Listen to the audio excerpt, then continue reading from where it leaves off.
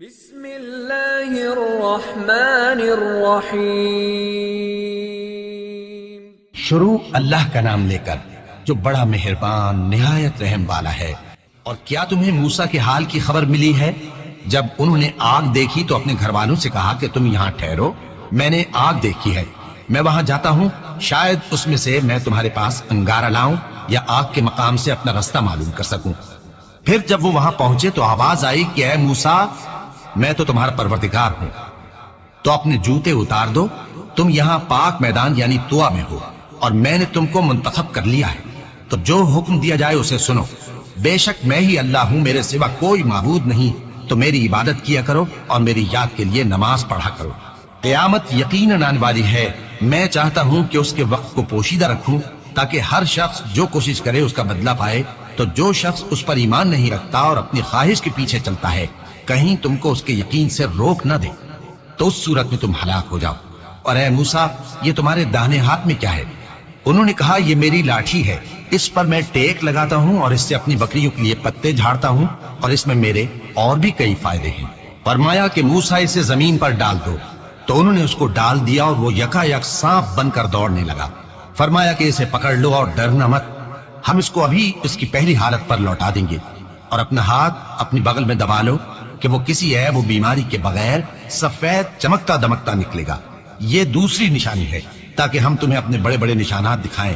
تم فرعون کے پاس جاؤ کہ وہ سرکش ہو رہا ہے، کہا اے میرے پروردگار، اس کام کے لیے میرا سینہ کھول دے اور میرا کام آسان کر دے، اور میری زبان کی گرہ کھول دے تاکہ وہ میری بات سمجھ لے، اور میرے گھر والوں میں سے ایک کو میرا وزیر یعنی مددگار مقرر فرما، یعنی میرے بھائی ہارون کو، اس سے میری کمر کو مضبوط کر اور اسے میرے کام میں شریک کر، تاکہ ہم تیری بہت سی تسبیح کریں اور تجھے کثرت سے یاد کریں، تو ہم کو ہر حال میں دیکھ رہا ہے۔ فرمایا موسیٰ، تمہاری دعا قبول کی گئی، اور ہم نے تم پر ایک بار اور بھی احسان کیا تھا جب ہم نے تمہاری والدہ کو الہام کیا تھا جو تمہیں بتایا جاتا ہے، وہ یہ تھا کہ اسے یعنی موسیٰ کو صندوق میں رکھو، پھر اس صندوق کو دریا میں ڈال دو تو دریا اس کو کنارے پر ڈال دے گا، اور میرا اور اس کا دشمن اسے اٹھا لے گا۔ اور موسیٰ، میں نے تم پر اپنی طرف سے محبت ڈال دی، اور اس لیے کہ تم میرے سامنے پرورش پاؤ۔ جب تمہاری بہن وہاں فرعون کے ہاں گئی اور کہنے لگی کہ میں تمہیں اس کا پتہ دوں جو اس کو پالے پوسے، تو اس طریق سے ہم نے تم کو تمہاری ماں کے پاس پہنچا دیا تاکہ ان کی آنکھیں ٹھنڈی ہوں اور وہ رنج نہ کرے۔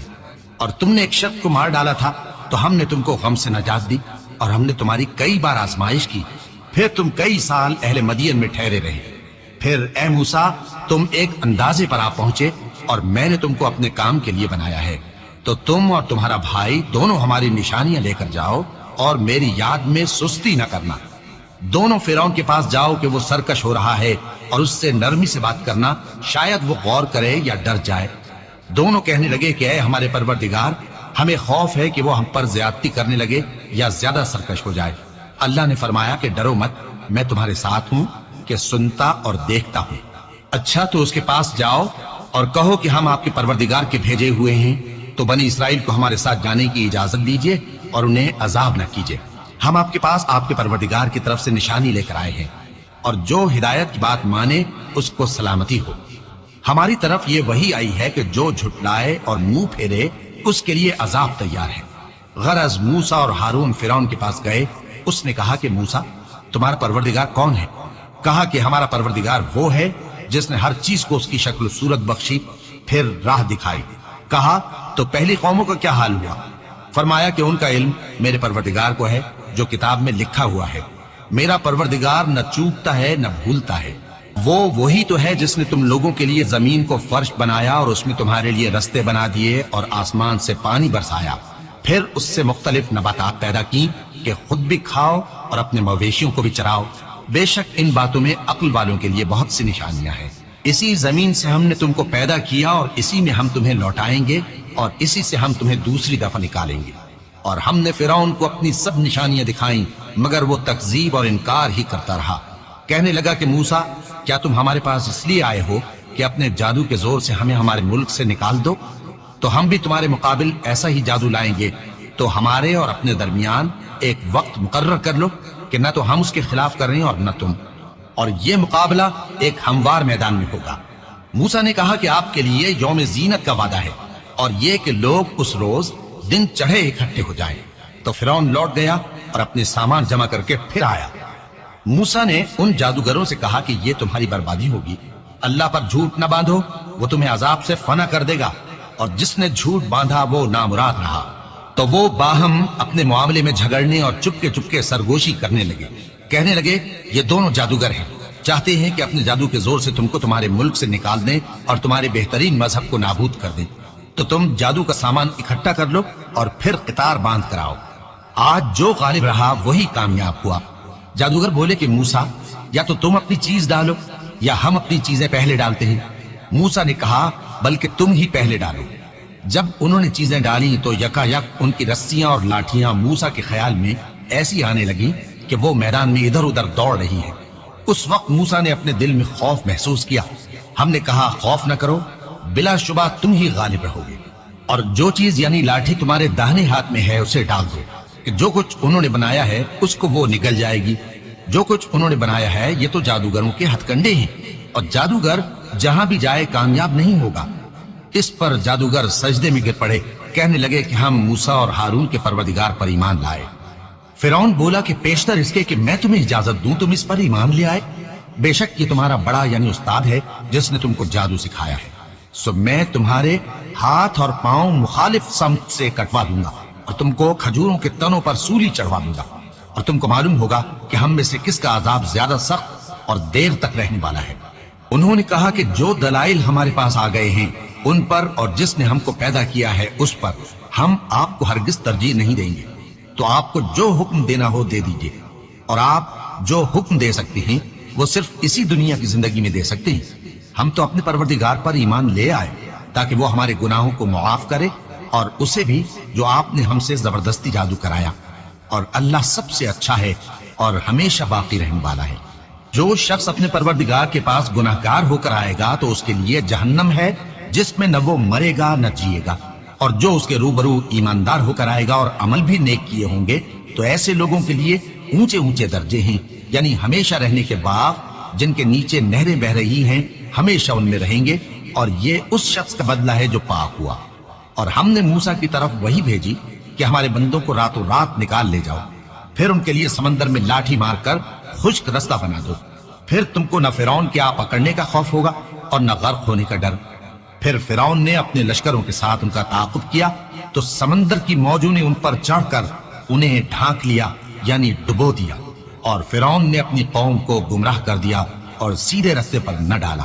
اے آل یعقوب، ہم نے تم کو تمہارے دشمن سے نجات دی اور تورات دینے کے لیے تم سے کوہ طور کی داہنی جانب مقرر کی، اور تم پر من اور سلوہ نازل کیا، اور حکم دیا کہ جو پاکیزہ چیزیں ہم نے تم کو دی ہیں ان کو کھاؤ اور اس میں حد سے نہ نکلنا، ورنہ تم پر میرا غضب نازل ہوگا، اور جس پر میرا غضب نازل ہوا وہ ہلاک ہو گیا۔ اور جو توبہ کرے اور ایمان لائے اور عمل نیک کرے پھر سیدھے رستے چلے اس کو میں بخش دینے والا ہوں۔ اور اے موسیٰ، تم نے اپنی قوم سے آگے چلے آنے میں کیوں جلدی کی؟ کہا وہ میرے پیچھے آ رہے ہیں۔ اور اے میرے پروردگار، میں نے تیری طرف آنے کی جلدی اس لیے کی کہ تو خوش ہو جائے۔ فرمایا کہ ہم نے تمہاری قوم کو تمہارے بعد آزمائش میں ڈال دیا ہے، اور سامری نے ان کو بہکا دیا ہے۔ اور موسیٰ غصے اور غم کی حالت میں اپنی قوم کے پاس واپس آئے اور کہنے لگے کہ اے قوم، کیا تمہارے پروردگار نے تم سے اچھا وعدہ نہیں کیا تھا؟ کیا میری جدائی کی مدت تمہیں لمبی معلوم ہوئی، یا تم نے یہ چاہا کہ تم پر تمہارے پروردگار کی طرف سے غضب نازل ہو، اور اس لیے تم نے مجھ سے جو وعدہ کیا تھا اس کے خلاف کیا؟ وہ کہنے لگے کہ ہم نے اپنے اختیار سے آپ سے وعدہ خلافی نہیں کی، لیکن ہم ان لوگوں کے زیوروں کا بوجھ اٹھائے ہوئے تھے، پھر ہم نے اس کو آگ میں ڈال دیا، اور اسی طرح سامری نے ڈال دیا۔ تو اس نے ان کے لیے ایک بچڑا بنا دیا، یعنی ایک بے جان جسم جس میں گائے کسی آواز تھی۔ تو لوگ کہنے لگے کہ یہی تمہارا معبود ہے اور یہی موسیٰ کا معبود ہے، مگر وہ بھول گئے ہیں۔ تو کیا یہ لوگ نہیں دیکھتے کہ وہ ان کی کسی بات کا جواب نہیں دیتا اور نہ ان کے نقصان اور نفع کا کچھ اختیار رکھتا ہے؟ اور ہارون نے ان سے پہلے ہی کہہ دیا تھا کہ لوگوں، اس کے ذریعے تمہیں فتنے میں ڈال دیا گیا ہے، اور تمہارا پروردگار تو رحمان ہی ہے، تو میری پیروی کرو اور میرا کہا مانو۔ وہ کہنے لگے کہ جب تک موسیٰ ہمارے پاس واپس نہ آئے ہم تو اس کی پوجا پر قائم رہیں گے۔ پھر موسیٰ نے ہارون سے کہا کہ اے ہارون، جب تم نے ان کو دیکھا تھا کہ گمراہ ہو گئے ہیں تو تم کو کس چیز نے روکا تھا؟ یعنی اس بات سے کہ تم میرے پیچھے چلے آؤ بھلا تم نے میرے حکم کے خلاف کیوں کیا؟ کہنے لگے کہ اے ماں جائے، میری داڑھی اور سر کے بالوں کو نہ پکڑیے، میں تو اس سے ڈرا کہ آپ یہ نہ کہیں کہ تم نے بنی اسرائیل میں تفرقہ ڈال دیا اور میری بات کو ملحوظ نہ رکھا۔ موسیٰ نے فرمایا تو اے سامری تیرا کیا حال ہے؟ اس نے کہا کہ میں نے ایسی چیز دیکھی جو اوروں نے نہیں دیکھی، تو میں نے فرشتے کے نقش پا سے مٹی کی ایک مٹھی بھر لی، پھر اس کو بچڑے کے جسم میں ڈال دیا اور مجھے میرے جی نے اس کام کو اچھا بتایا۔ موسیٰ نے کہا جا، تجھ کو دنیا کی زندگی میں یہ سزا ہے کہ کہتا رہے کہ مجھ کو ہاتھ نہ لگانا، اور تیرے لیے ایک اور وعدہ ہے، یعنی عذاب کا جو تجھ سے ٹل نہ سکے گا، اور جس معبود کی پوجا پر تو جمع ہوا تھا اس کو دیکھ، ہم اسے جلا دیں گے، پھر اس کی راکھ کو اڑا کر دریا میں بکھیر دیں گے۔ تمہارا معبود تو اللہ ہی ہے، جس کے سوا کوئی معبود نہیں، اس کا علم ہر چیز پر محیط ہے۔ اس طرح ہم تم سے وہ حالات بیان کرتے ہیں جو گزر چکے ہیں، اور ہم نے تمہیں اپنے پاس سے نصیحت کی کتاب عطا فرمائی ہے۔ جو شخص اس سے منہ پھیرے گا وہ قیامت کے دن گناہ کا بوجھ اٹھائے گا۔